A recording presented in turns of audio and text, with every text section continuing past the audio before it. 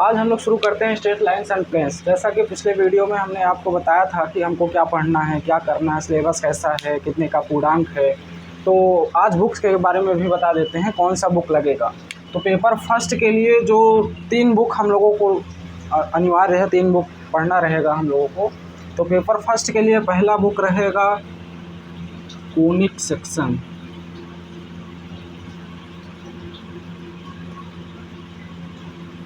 Conic section by RD. Pathak.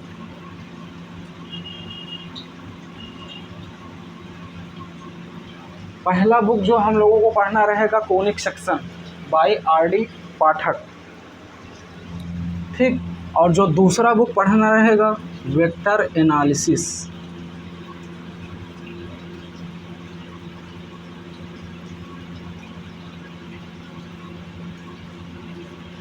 Bye Matambar Tiwari.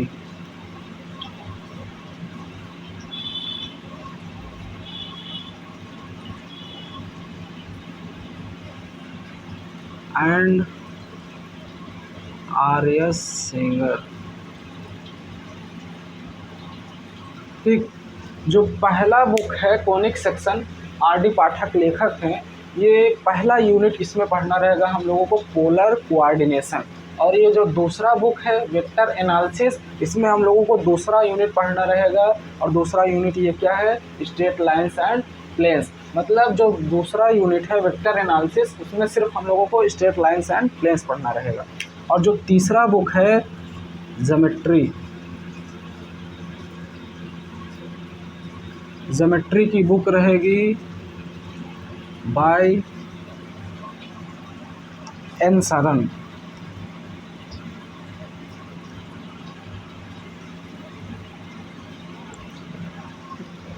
तीन book हम लोगों को पढ़ना रहेगा।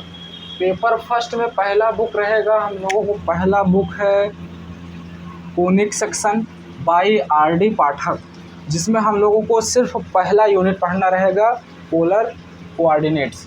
और जो दूसरा बुक है वेक्टर एनालिसिस, इसमें सिर्फ दूसरा यूनिट पढ़ना रहेगा स्ट्रेट लाइन्स एंड प्लेन्स। और जो तीसरा बुक है ज्योमेट्री बाय एन सरन, इसमें हम लोगों को यूनिट 3, यूनिट 4, यूनिट 5, ये पाँचों यूनिट ज्योमेट्री, जो बुक है ज्योमेट्री एन सरन की, उसमें पढ़ना रहेगा।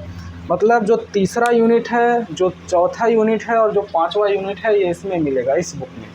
और जो पहला यूनिट है कोनिक सेक्शन में मिलेगा। और जो दूसरा यूनिट है ये स्ट्रेट लाइन्स एंड प्लेन्स, ये वेक्टर एनालिसिस में मिलेगा। लेखक है मातंबर तिवारी एंड आर.एस. सेंगर, ठीक। अब हम लोग टॉपिक को शुरू करते हैं। आज स्ट्रेट लाइन्स एंड प्लेन्स शुरू करते हैं। जैसा कि पिछले वीडियो में हमने बोला था शुरू करने के लिए, तो आज हम लोग शुरू करते हैं straight lines and planes.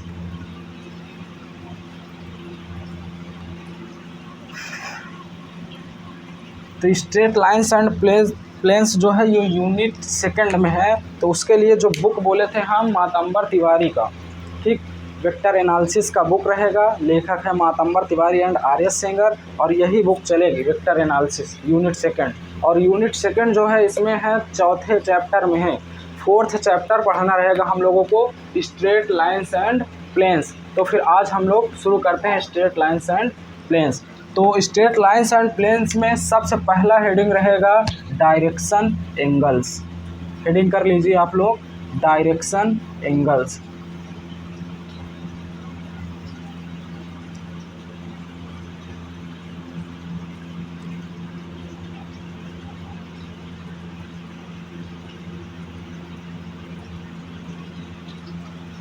Heading कर लीजिए आप लोग, डायरेक्शन एंगल्स।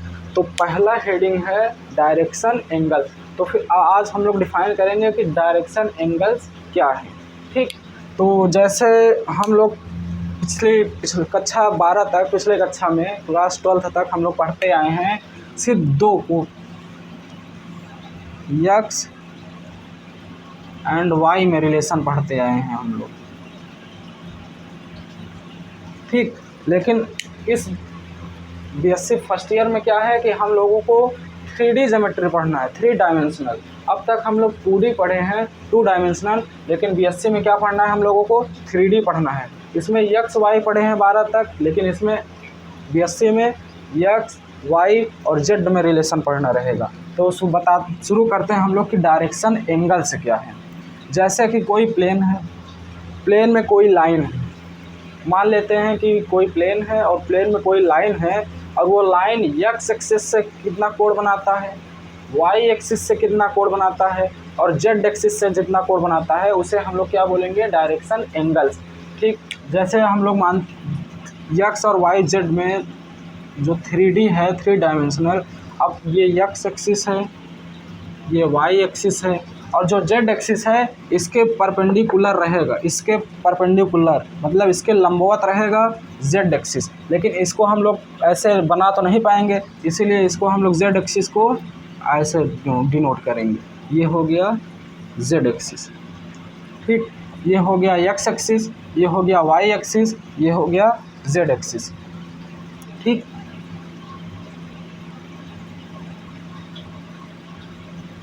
अब बात करते हैं डायरेक्शन एंगल्स की।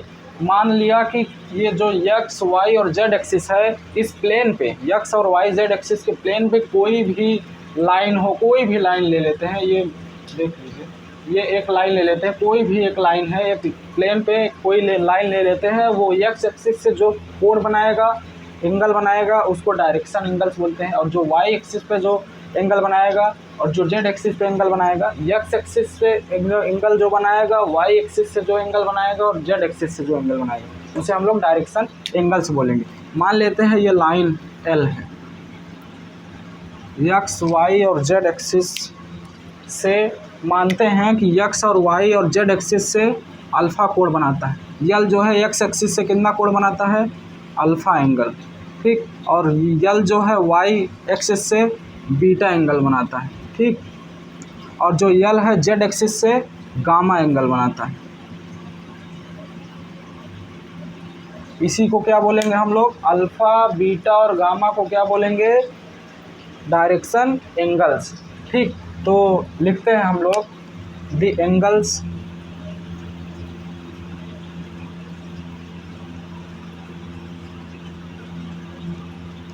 which makes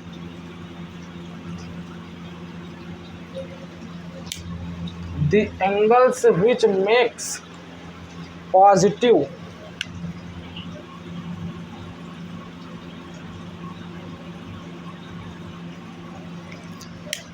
the angles which makes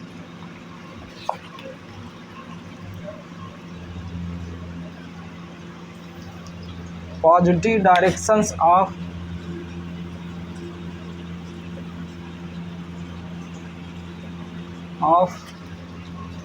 the coordinate axis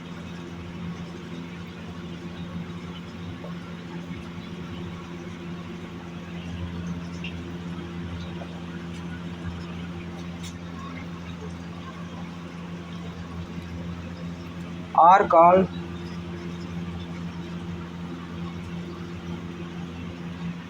direction angles, DAS। ठीक, the angles which makes positive directions of the coordinate axis are called direction angles.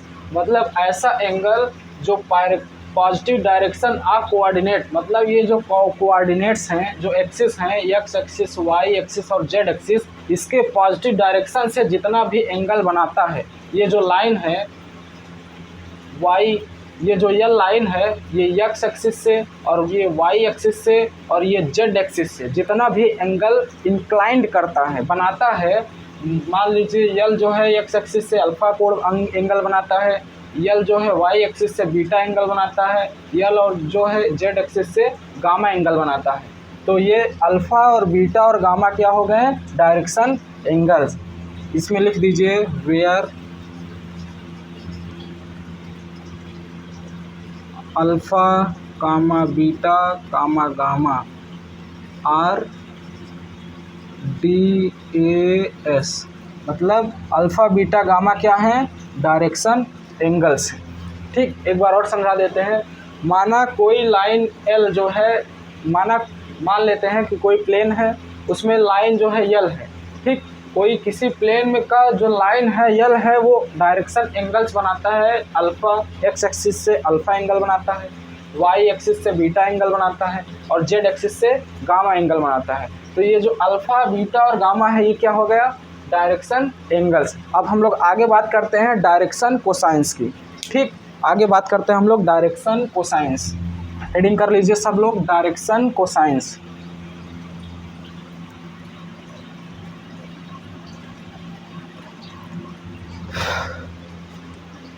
Direction cosines heading कर लीजिए सब। Direction cosines, ठीक। अगर आप लोगों से कोई पूछे कि थीटा का कोसाइन क्या होगा तो आप लोग डायरेक्ट बताओगे कि कॉस थीटा, ठीक। लैम्डा का कोसाइन क्या होगा आप लोग बोल दोगे डायरेक्ट ही कॉस लैम्डा। बीटा का कोसाइन क्या होगा आप लोग बोल दोगे डायरेक्ट कि कॉस बीटा, ठीक। इसी प्रकार हम लोग डायरेक्शन जो एंगल्स है उसका कोसाइंस क्या हो जाएगा, डायरेक्शन कोसाइन, ठीक। लिखिए इसमें डायरेक्शन कोसाइंस किसे कहते हैं, the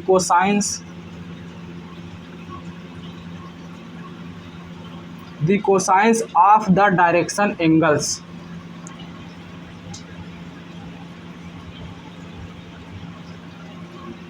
The cosines of the direction angles are called direction cosines.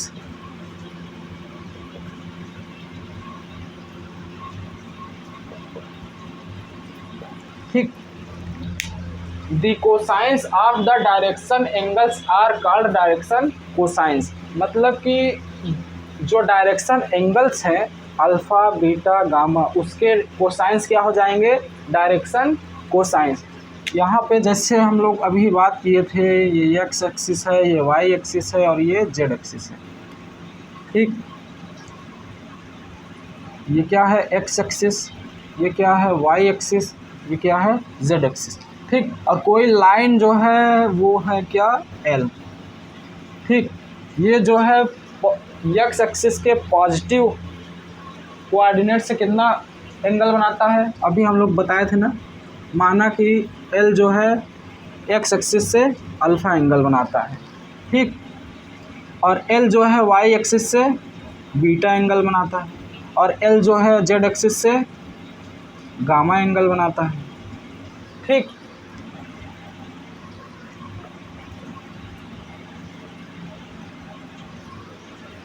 कोई लाइन ये कोऑर्डिनेट्स है X axis Y axis Z axis, ठीक। यल लाइन है, ठीक। यल जो लाइन है वो एक्स एक्सिस से अल्फ़ा कोण बनाता है, यल जो है वाई एक्सिस से बीटा कोण बनाता है, यल जो है जेड एक्सिस से गामा कोण बनाता है। मतलब एल एक्स एक्सिस के पॉजिटिव डायरेक्शन से अल्फ़ा एंगल बनाता है, ये जो यल लाइन है वो वाई एक्सिस से बीटा एंगल बनाता है, यल जो है जेड एक्सिस से गामा एंगल बनाता है, ठीक। और ये जो डायरेक्शन एंगल्स है इन्हीं को हम लोग डायरेक्शन एंगल्स बोलेंगे। अल्फ़ा बीटा गामा को डायरेक्शन एंगल्स बोलेंगे, और इसी डायरेक्शन एंगल्स के कोसाइंस को क्या बोल देंगे हम लोग, डायरेक्शन कोसाइन। तो इधर लिख देंगे where cos alpha cos beta cos gamma are direction cosines,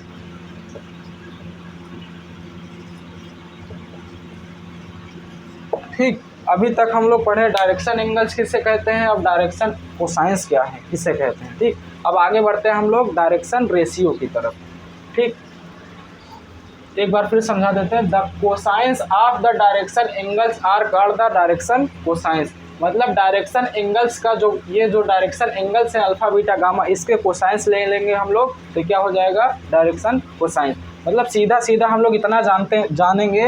एक छोटा सा मेथड देख लीजिए आप लोग, छोटा सा ट्रिक, सीधा सीधा कोई कोऑर्डिनेट है एक्स एक्सिस वाई एक्सिस और जेड एक्सिस और इस पर कोई लाइन एल है, ठीक। सीधा सीधा आप लोग जानिए बस, कोई कोऑर्डिनेट है, ठीक, एक्स एक्सिस है, वाई एक्सिस और जेड एक्सिस, और इस पर कोई, इस प्लेन पर कोई लाइन एल है। ठीक, और ये जो यल है वो एक्स के पॉजिटिव डायरेक्शन से अल्फा एंगल बनाता है, और वाई के पॉजिटिव डायरेक्शन से बीटा एंगल बनाता है, और जेड के पॉजिटिव डायरेक्शन से गामा एंगल बनाता है। ठीक, तो इतना आप लोग याद रखिए कि ये जो अल्फा बीटा गामा है इसी को हम लोग डायरेक्शन एंगल्स बोलेंगे। ठीक, अगर इसमें इसी डायरेक्शन एंगल्स में अगर हम लोग कॉस ले लेंगे तो उसको हम लोग क्या बोल देंगे, डायरेक्शन कोसाइन। मतलब इसका डायरेक्शन एंगल्स अगर निकालना हो हम लोगों को DAS, तो क्या होगा, अल्फ़ा होगा, बीटा होगा और गामा होगा। ठीक, मतलब इतना याद रखना है, कोई कोऑर्डिनेट है X axis, Y axis, Z axis, और इसी प्लेन पर कोई लाइन है यल। ठीक, और ये जो यल है वो एक्स एक्सिस के पॉजिटिव डायरेक्शन से कितना एंगल बनाता है, अल्फा एंगल। मानने पर कि माना एल लाइन एक्स एक्सिस के पॉजिटिव डायरेक्शन से अल्फा एंगल बनाता है, और एल लाइन जो है वाई एक्सिस के पॉजिटिव डायरेक्शन से बीटा एंगल बनाता है, एल लाइन जेड एक्सिस के पॉजिटिव डायरेक्शन से गामा एंगल बनाता है। तो डायरेक्शन एंगल्स क्या हो जाएगा, अल्फा बीटा गामा, इन्हीं एंगल्स को हम लोग डायरेक्शन एंगल्स बोल देंगे। और अगर कोई डायरेक्शन कोसाइंस पूछ लिया तो इसी में हम लोग कॉस ऐड कर देंगे, ऐड नहीं मतलब इसमें कोसाइन, इसी एंगल्स का हम लोग कोसाइन ले लेंगे। इतना आप लोग याद रखिए, डायरेक्शन कोसाइन मतलब DCS। ठीक, अब डायरेक्शन कोसाइंस कोई पूछेगा तो अल्फ़ा का कोसाइन क्या हो जाएगा, कॉस अल्फ़ा, और बीटा का कोसाइन हो जाएगा कॉस बीटा। ठीक, और गामा का कोसाइन हो जाएगा कॉस गामा। ठीक, इतना याद रखिए सीधा सीधा कि ये जो अल्फ़ा बीटा गामा है ये क्या है, डायरेक्शन एंगल्स है। और जो अगर इसी में हम लोग कॉस ले लेंगे, कोसाइन ले लेंगे इसका, तो cos alpha cos beta cos gamma क्या हो गया, डायरेक्शन कोसाइंस। अब हम लोग बात करेंगे डायरेक्शन रेशियो की। आगे बढ़ते हैं डायरेक्शन रेशियो की तरफ।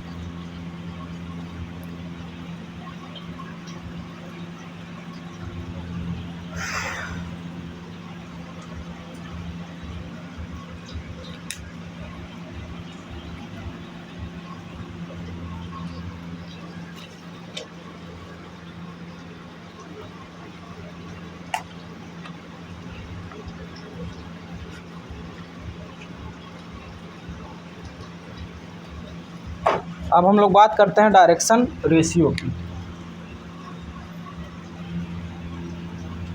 हेडिंग कर लीजिए आप लोग, डायरेक्शन रेशियो।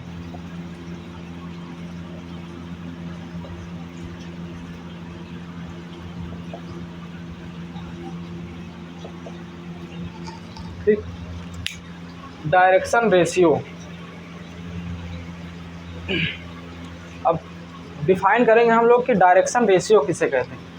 अभी तक हम लोग जान गए हैं कि अल्फ़ा बीटा गामा ये क्या है, डायरेक्शन एंगल्स, और कॉस अल्फ़ा कॉस बीटा और कॉस गामा ये क्या हो गया, डायरेक्शन कोसाइंस। ठीक, alpha beta gamma direction angles है, और cos alpha cos beta cos gamma direction cosines है। और अगर हम लोग डायरेक्शन रेशियो की बात कर देते हैं तो डायरेक्शन रेशियो क्या होगा, अगर इसी डायरेक्शन कोसाइंस का अगर हम लोग लैम्डा टर्म्स ले लें, मतलब the lambda terms of the direction cosines are called the direction ratio. मतलब अगर इसी में अगर हम लोग लैम्डा से मल्टीप्लाई कर दें, डायरेक्शन कोसाइंस में अगर लैम्डा का मल्टीप्लाई कर देंगे तो क्या हो जाएगा, डायरेक्शन रेशियो। और लैम्डा जो है जीरो नहीं होगा। ठीक, मतलब लैम्डा कोई संख्या है, 1 हो 2 हो 3 हो। ठीक, लैम्डा क्या है, कोई संख्या है। मतलब the lambda terms of the direction cosines are called the direction ratio. मतलब डायरेक्शन रेशियो क्या हो जाएगा, अगर इसी में लैम्डा का मल्टीप्लाई कर देंगे तो क्या हो जाएगा, लैम्डा कॉस अल्फ़ा और लैम्डा कॉस बीटा और लैम्डा कॉस गामा, यही क्या हो जाएगा, डायरेक्शन रेशियो। ठीक, और डिफिनीशन लिखना है तो लिख लीजिए, if the lambda terms of the direction cosines are called the direction ratio. ठीक, मतलब डायरेक्शन कोसाइंस का लैम्डा टर्म्स ले लेंगे तो क्या आ जाएगा, डायरेक्शन रेशियो। मतलब डायरेक्शन कोसाइंस में लैम्डा का मल्टीप्लाई करेंगे, lambda cos alpha lambda cos beta lambda cos gamma, ये क्या हो गया, डायरेक्शन रेशियो। ठीक, डायरेक्शन रेशियो को हम लोग शॉर्टकट में क्या लिखेंगे, DRS, और डायरेक्शन एंगल्स को क्या लिखेंगे, DAS। ठीक। और डायरेक्शन कोसाइंस को क्या लिखेंगे, DCS। ठीक। अब ये देखिए DRS क्या आ गया, lambda cos alpha, lambda cos beta, lambda cos gamma, ये याद रखिए। और DAS क्या आएगा, डायरेक्शन एंगल्स, अल्फा आएगा, बीटा आएगा और गामा आएगा। और DCS क्या आएगा, डायरेक्शन कोसाइन क्या आएगा, कास अल्फा, कास बीटा और कास गामा। ठीक।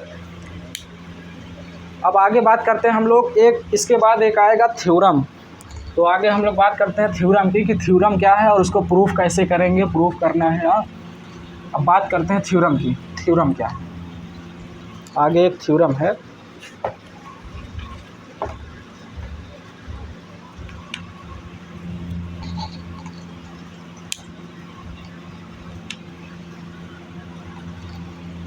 थ्योरम हेडिंग कर लीजिए, थ्योरम।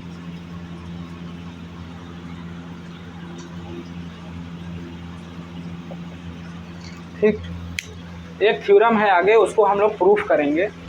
थ्योरम है the sum of the squares of the DCS, मतलब direction angles of a line is unity. मतलब जो डायरेक्शन कोसाइंस है उसका वर्ग करेंगे हम लोग और उसको जोड़ देंगे तो वो क्या आएगा, एक आएगा, मतलब unity. The sum of the squares of the direction cosines of a line is unity. यही एक थ्योरम है, इसमें ये थ्योरम है। 10 लिखिए, the sum of the squares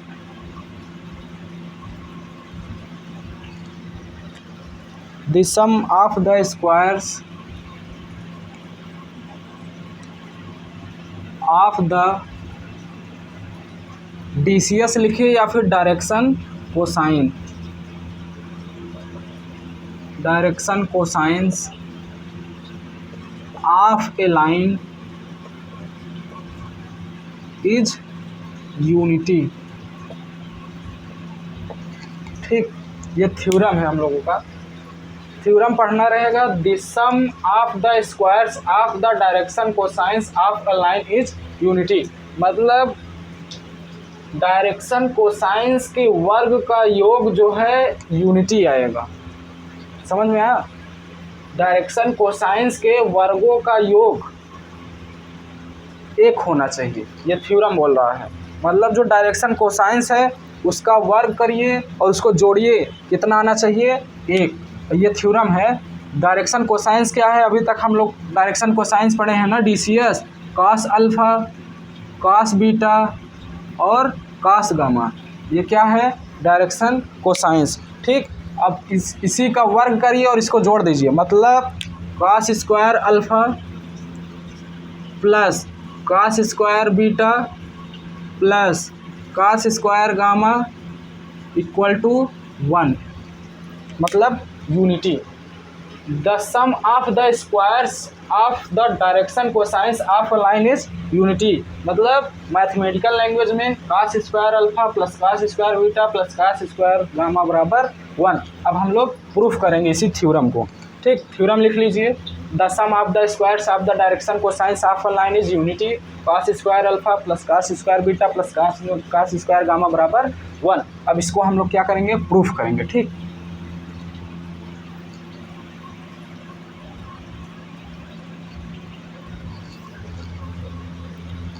heading डालिए, प्रूफ।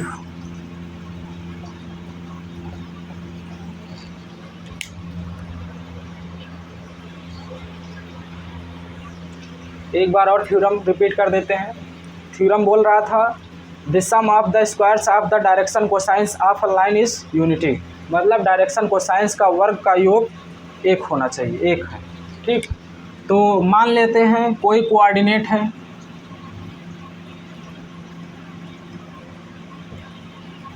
मानते हैं कोई कोऑर्डिनेट है। ठीक। ये क्या है, एक्स एक्सिस है, ये वाई एक्सिस है और ये जेड एक्सिस है।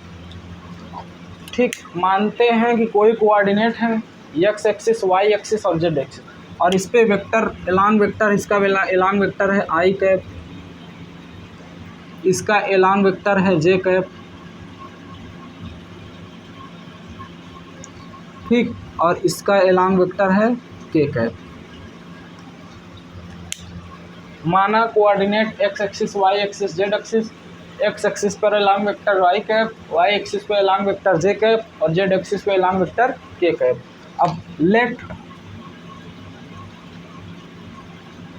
एल द लाइन, ये जो यल है, माना यल जो लाइन है, माना यल एक लाइन क्या है, इस प्लेन पर है। ठीक, माना यल जो है लाइन इस प्लेन पर है, इस कोऑर्डिनेट पर है, एक लाइन एल है। ठीक, और इसका एलॉन्ग वेक्टर हम लोग मान लेते हैं वेक्टर ए। ठीक, वेक्टर ए मानेंगे तो वेक्टर ए बराबर लेते हैं A1 I cap plus A2 J cap plus A3 K cap. ठीक, इतना याद ध्यान दीजिए। कोई कोऑर्डिनेट माने हम लोग एक्स एक्सिस, वाई एक्सिस और जेड एक्सिस। एक्स एक्सिस पर along vector i cap, y axis पर एलॉन्ग वेक्टर जे कैप और जेड एक्सिस पर एलॉन्ग वेक्टर के कैप। ठीक, और माना कोई लाइन एल जो इस प्लेन पर है, इसका एलॉन्ग वेक्टर क्या है, वेक्टर ए बराबर A1 I cap, A2 J cap और A2 3 cap, A3 K cap. यल जो है लाइन इस प्लेन पर है, इसका एलॉन्ग वेक्टर वेक्टर ए बराबर A1 I cap, A2 J cap और A3 के कैप। ठीक, अब ये जो लाइन यल है, ये एक्स एक्सिस से अल्फ़ा कोण बनाता है।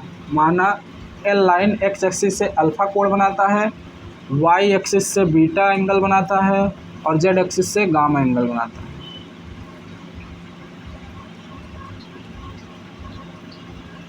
ठीक, इसी में पूरा भरा हुआ है, सब कुछ इसी में, इसी चित्र में है पूरा, इसी से सॉल्व करना। ध्यान दीजिए, कोई कोऑर्डिनेट है एक्स एक्सिस, वाई एक्सिस और जेड एक्सिस। एक्स एक्सिस का along vector i cap, y axis का along vector j cap, Z axis का एलॉन्ग वेक्टर के कैप। और इसी प्लेन पर कोई लाइन है यल, इसका एलॉन्ग वेक्टर है वेक्टर ए बराबर A1 I cap plus A2 J cap plus A3 K cap. और यल जो लाइन है एक्स एक्सिस के पॉजिटिव डायरेक्शन से अल्फा एंगल बनाता है, वाई एक्सिस के पॉजिटिव डायरेक्शन से बीटा एंगल बनाता है और जेड एक्सिस के पॉजिटिव डायरेक्शन से गामा एंगल बनाता है। ठीक, अब इधर देखिए, लेट लिखिए language, let A be the along vector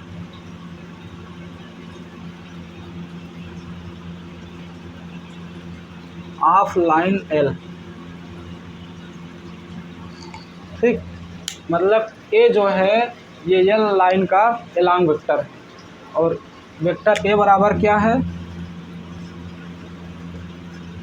A1 I cap plus A2 J cap plus A3 K cap. ये इक्वेशन नंबर 1। ठीक, let A be the along vector of line L, मतलब लाइन एल का along vector A है, तो vector A बराबर ये माना है हम लोगों ने A1 I cap plus A2 J cap plus A3 K cap, equation number first. इतना हम लोगों ने देखा है, पिछली कक्षा में भी पढ़ा है कि अगर हम लोग कॉस थीटा निकालते हैं तो क्या निकालते हैं, दो वेक्टर का, vector A dot vector B upon mod of vector A into mod of vector E. ये कक्षा 12 में हम लोगों ने पढ़ा है, क्लास 12th में। अगर किसी वेक्टर का एंगल निकालते हैं हम लोग कॉस थीटा, तो vector A dot vector B upon mod of vector A dot mod of vector B. ठीक, तो ये एक वेक्टर ए और बी का है। ठीक, अगर यहाँ पे देखिए वेक्टर, देखिए आई कैप और वेक्टर ए, इन दोनों के बीच का एंगल क्या है, अल्फ़ा है। इधर देखिए, ये वेक्टर आई कैप है और ये वेक्टर ए है, इन दोनों के बीच का एंगल क्या है, अल्फ़ा है। तो यहाँ से ले लेंगे हम लोग कॉस अल्फ़ा बराबर क्या हो जाएगा, vector A dot I cap, ठीक, अपान इनका माड ले लेंगे। अगर वेक्टर ए वेक्टर भी लिए तो इनका माड भी लेते हैं अपान में, तो अब अपान में इनका माड ले लेंगे तो क्या हो जाएगा, माड ऑफ वेक्टर ए डॉट माड ऑफ वेक्टर आई कैप। ठीक, अब यहाँ से वेक्टर ए का मान रख देंगे हम लोग। क्या है वेक्टर ए का मान, क्या है, a1 I cap plus a2 J cap plus a3 K cap, equation number 1 यहाँ से रख देंगे। वेक्टर ए का मान क्या है, ये यहाँ पे रख दीजिए। अब इधर कॉस अल्फ़ा बराबर, अब मान रखिए इस इधर a1 I cap plus a2 J cap plus a3 K cap, bracket के बाहर आई कैप, अपान माड ऑफ वेक्टर ए। हम लोगों ने पढ़ा है कि माड ऑफ वेक्टर आई कैप क्या हो जाएगा, हमेशा 1। ठीक, ये यूनिट वेक्टर है, अगर कैप लगा है तो यूनिट वेक्टर। ठीक, अब यूनिट वेक्टर का अगर हम लोग मॉडुलस ले लेंगे तो क्या आएगा, हमेशा 1, मतलब माड ऑफ वेक्टर आई कैप क्या हो जाएगा, 1। ठीक, तो क्या बचेगा, कॉस अल्फ़ा बराबर वेक्टर ए का मान रखेंगे तो a1 I cap plus a2 J cap plus a3 K cap into I cap का आई कैप अपान माड ऑफ वेक्टर ए इंटू माड ऑफ वेक्टर आई कैप का मान क्या होगा, एक रख देंगे, मल्टीप्लाई करेंगे इतना ही रहेगा। ठीक, अब आगे बढ़ते हैं इसके आगे।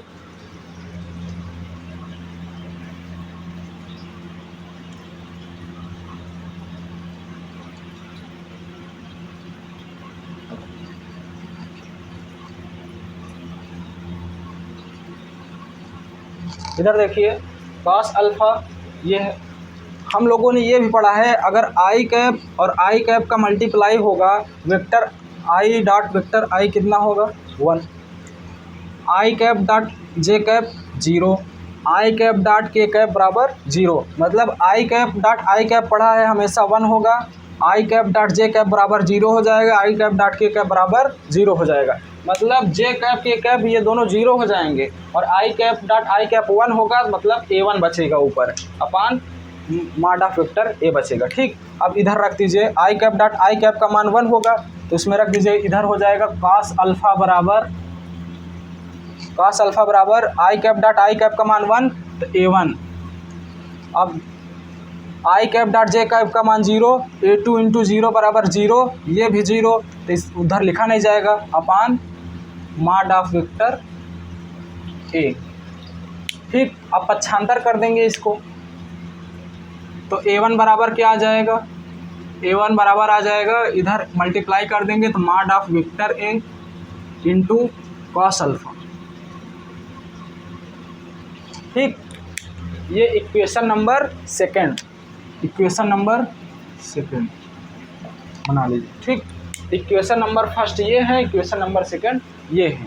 ठीक, अभी तक हम लोगों ने इधर जो चित्र में देखेंगे तो वेक्टर ए और वेक्टर आई कैप के बीच का एंगल लिए थे हम लोग। ठीक, अब वेक्टर ए और वेक्टर जे कैप का एंगल लेंगे, तो उसका एंगल क्या हो जाएगा, बीटा। ठीक, चित्र में देखिए, इधर ये चित्र था, ये एक्स एक्सिस था, ये वाई एक्सिस था, ये जेड एक्सिस था, ये एंगल था, ये लाइन था।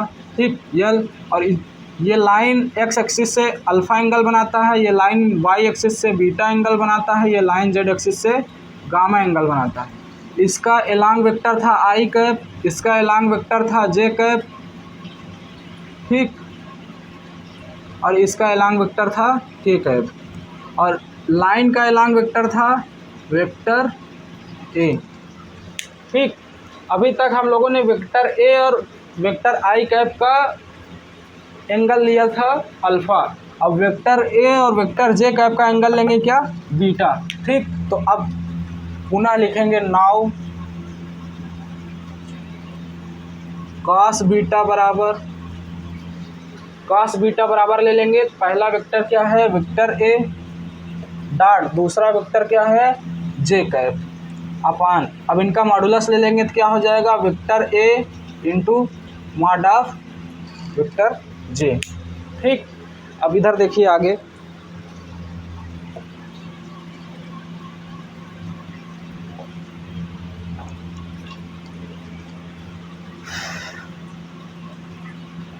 अब आगे देखिए, वेक्टर ए का मान अभी हम लोगों ने देखा था समीकरण 1 में। अब इधर से लेंगे तो कॉस बीटा बराबर क्या हो जाएगा, वेक्टर ए का मान क्या है, a1i cap plus a2j cap plus a3k cap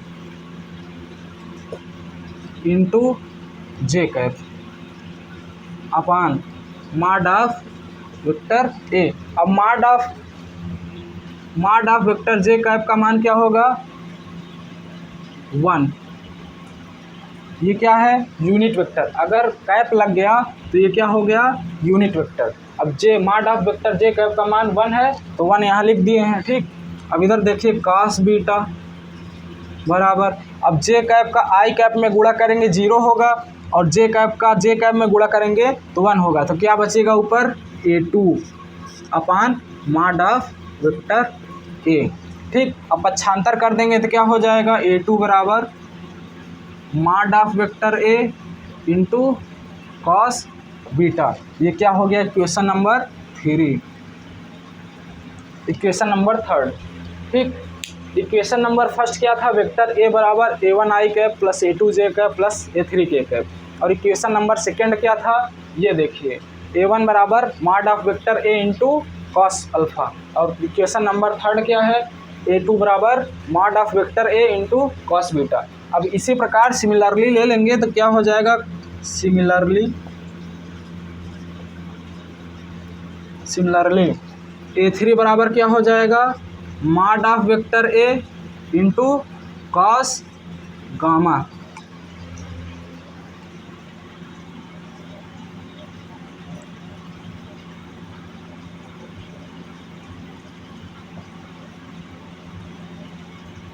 ठीक, सिमिलरली ले लेंगे तो a3 बराबर mod of vector A into cos gamma.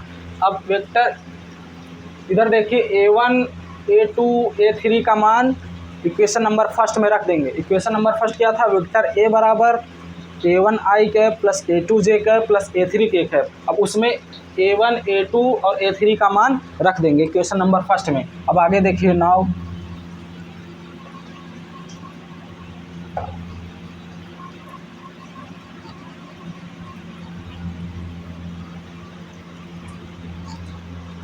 आगे देखिए from equation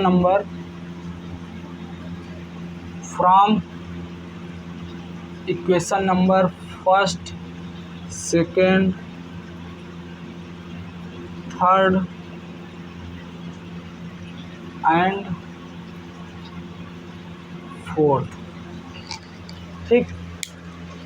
now from equation number first second third and fourth, मतलब फर्स्ट में सेकेंड थर्ड फोर्थ का मान रख देंगे। तो फर्स्ट का मान क्या था, वेक्टर ए बराबर a1 का मान क्या था, मॉड ऑफ वेक्टर ए। इसको कामा ले लेंगे हम लोग और ब्रैकेट में क्या जाएगा, कॉस अल्फ़ा आई cap plus cos beta J cap plus cos gamma K cap, ठीक। वेक्टर ए बराबर mod of vector A cos alpha I cap plus cos beta J cap plus cos gamma K cap, ठीक।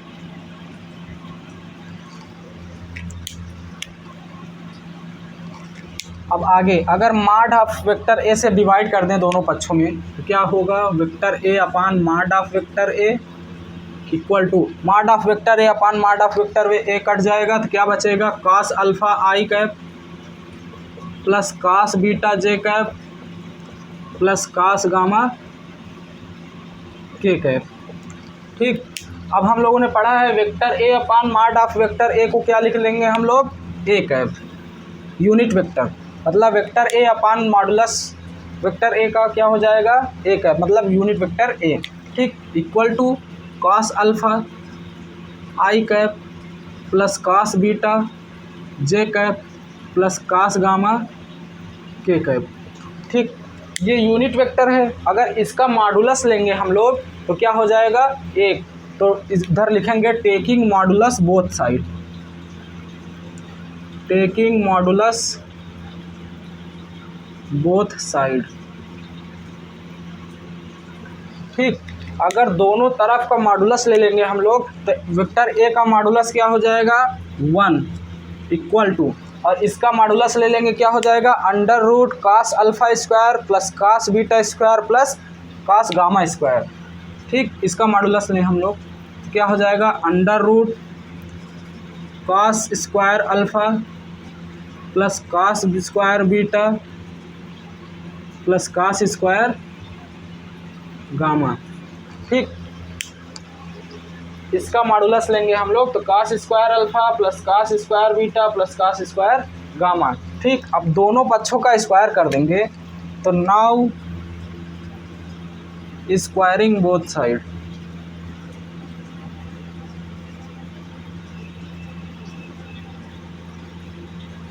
ठीक, now squaring both side. अगर इसका square करेंगे 1, अब इसका square कर देंगे तो अंडर रूट हट जाएगा। ठीक, आगे देखिए इधर, देखिए अगर इसका स्क्वायर कर देंगे तो 1 आएगा, और इसका स्क्वायर कर देंगे तो अंडर रूट हट जाएगा, तो क्या बचेगा, cos square alpha plus cos square beta plus cos square gamma बराबर 1। यही हम लोगों को क्या करना था, यही हम लोगों को प्रूफ करना था। ठीक, ये क्या हो गया, प्रूफ।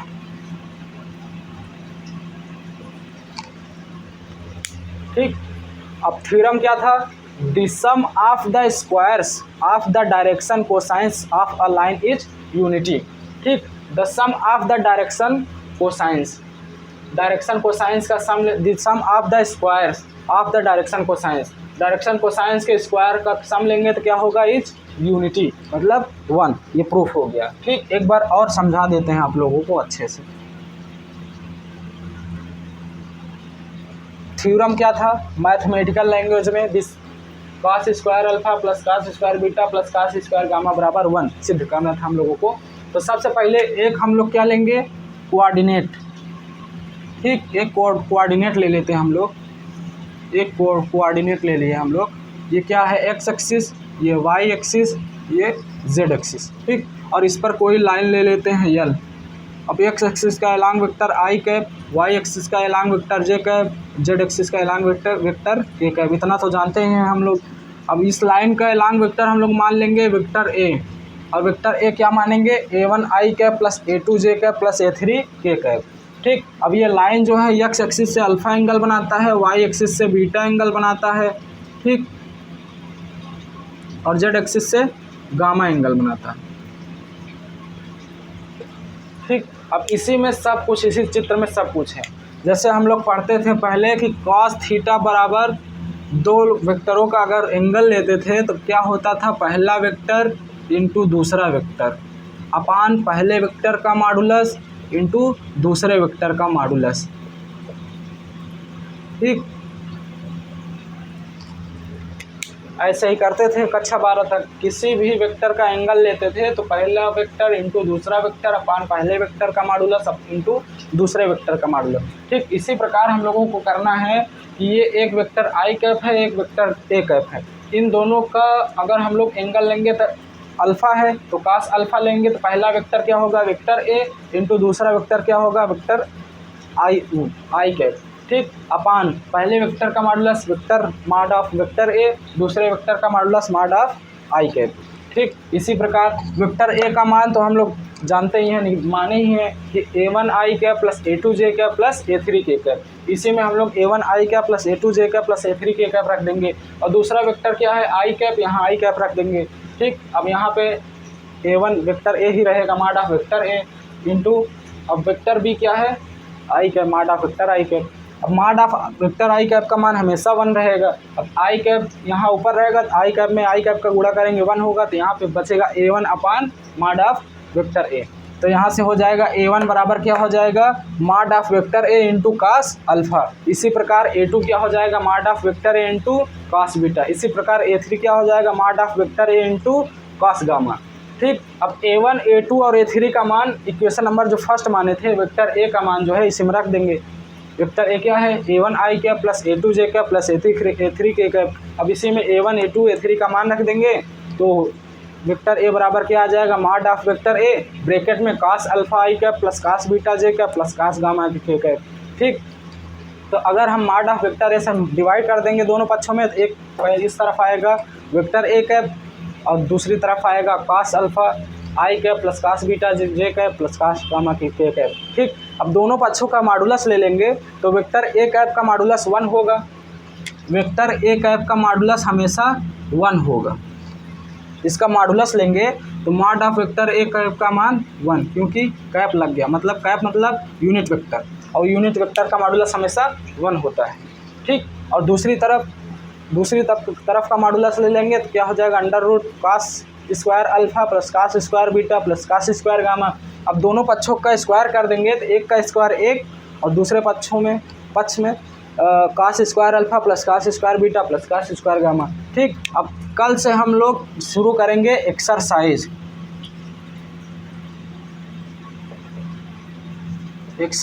4.1। ये बुक है वेक्टर एनालिसिस, राइटर है मातंबर तिवारी एंड आर.एस. सेंगर। इसी बुक में हम लोगों को चैप्टर 4 पढ़ना है। चैप्टर 4 क्या है, स्ट्रेट लाइंस एंड प्लेन्स। एक बार फिर से आप लोगों को सिलेबस बताते हैं कि क्या पढ़ना है। यूनिट फर्स्ट क्या है, सेकंड क्या है, थर्ड क्या है, फोर्थ क्या है, फिफ्थ क्या है, पढ़ना क्या है। ठीक, जो पहले शुरू कर रहे हैं हम लोग यूनिट सेकंड शुरू कर रहे हैं। क्या शुरू किए हैं, यूनिट सेकंड। और यूनिट सेकंड क्या है, straight lines and planes. Straight lines and planes. Syllabus में बताया है हमने कि दूसरा यूनिट क्या है, स्ट्रेट लाइंस एंड प्लेन्स, और वो भी क्या, by using vector technique.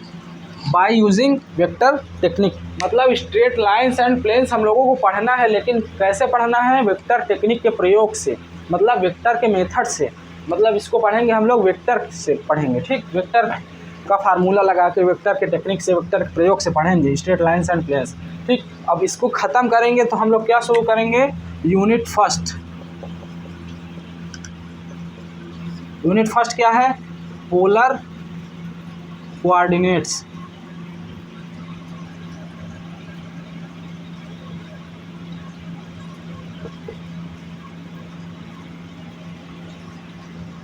Unit first क्या है, पोलर कोऑर्डिनेट्स। ठीक, उसके बाद यूनिट से थर्ड शुरू करेंगे हम लोग। यूनिट थर्ड ये क्या है, द स्फीयर। ठीक, दूसरा यूनिट तो बुक बताया है हमने, स्ट्रेट लाइंस एंड प्लेन्स के लिए बुक क्या होगा, ये जो बुक है vector analysis Matambar Tiwari and RS. Sengar का। और जो पहला यूनिट है पोलर कोऑर्डिनेट, इसके लिए भी हमने बताया है कोनिक सेक्शन का बुक लगेगा, राइटर है आर.डी. पाठक। ठीक, और जो तीसरा यूनिट है, इसके बाद जो चौथा यूनिट है और जो पांचवा यूनिट है, उसके लिए बुक लगेगा हम लोगों का ज्योमेट्री, और इसके लेखक हैं एन शरण। ठीक, अब कल मिलते हैं हम लोग, कल पढ़ेंगे exercise straight lines and planes का एक्सरसाइज 4.1 एक्सरसाइज कल लगाएंगे। ठीक, ज़्यादा से ज़्यादा मेहनत करिए आप लोग, अच्छा नंबर लाइए, अच्छे से पढ़िए मैथ में। ठीक, और कल मिलते हैं हम लोग, और कल एक्सरसाइज 4.1 लगाएंगे। उसके पहले हम आप लोगों को कुछ फार्मूला बताएंगे, कैसे लगाना है, क्या करना है एक्सरसाइज में, कैसे पढ़ना है। ठीक, अब कल मिलते हैं एक्सरसाइज लगाते हुए 4.1। ठीक, all the best, okay, best of luck.